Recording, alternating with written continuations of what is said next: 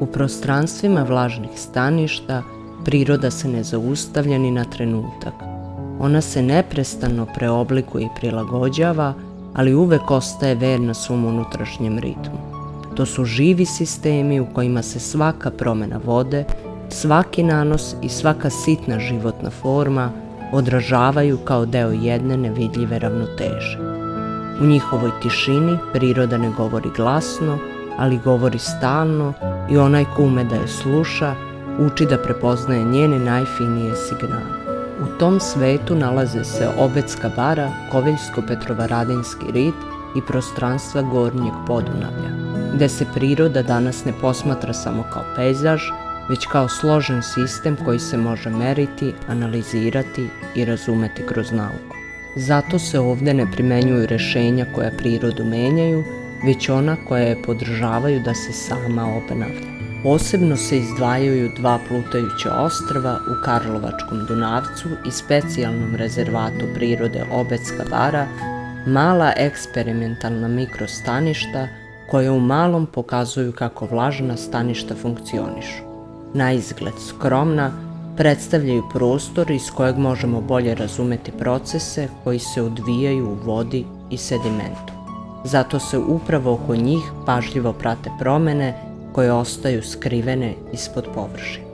U mulju i među vodenim biljkama žive sitna bića poput larvi insekata, pužića i račića. Iako ih skoro nikada ne primećujemo, upravo oni najtačnije govore koliko je voda čista i koliko je ekosistem zdrav. Upoređivanjem stanja pre i posle postavljanja plutajućih ostrva sagledava se kako ovakve intervencije doprinose očuvanju vlažnih staništa. S druge strane, pleter od vrba u Karlovačkom Dunavcu vraća u prostor nešto što je ovom području oduvek pripadalo. Izrađen veštim rukama starosedelaca Sremskih Karlovaca i starih Alasa, podsjeća da su rešenja zasnovana na prirodi, duboko ukorenjena u nekadašnjem životu uz Dunav. Vrbove grane isprepletene u pletenicu usporavaju tok vode, zadržavaju nanose peska i smanjuju eroziju obala, omogućavajući prostoru da se prirodno obnovi. Dok se priroda obnavlja, nauka pažljivo meri svaki njen odgovor. U prirodi se ništa ne ponavlja na isti način. Svaka promjena vodostaja, svaka suša i svaka poplava ostavljaju drugačiji trag u ekosistemu. Da bismo mogli da uporedimo stanje pre i posle obnove, u pomoć dolazi model predikcije zasnovan na veštačkoj inteligenciji.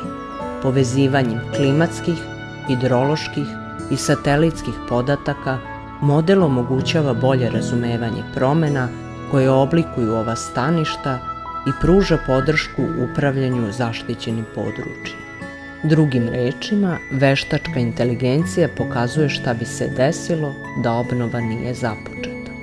Vlažna staništa nisu samo prostor prirode, ona su prostor budućnosti koju tek učimo da čitamo.